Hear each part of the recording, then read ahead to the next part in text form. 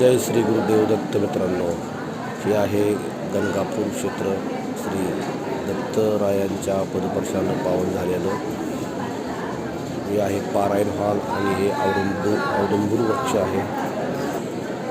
या पारायण हॉलमध्ये रोज शेकडो भाविक पारायणाला बसतात आणि ही नित्यसेवा आहे.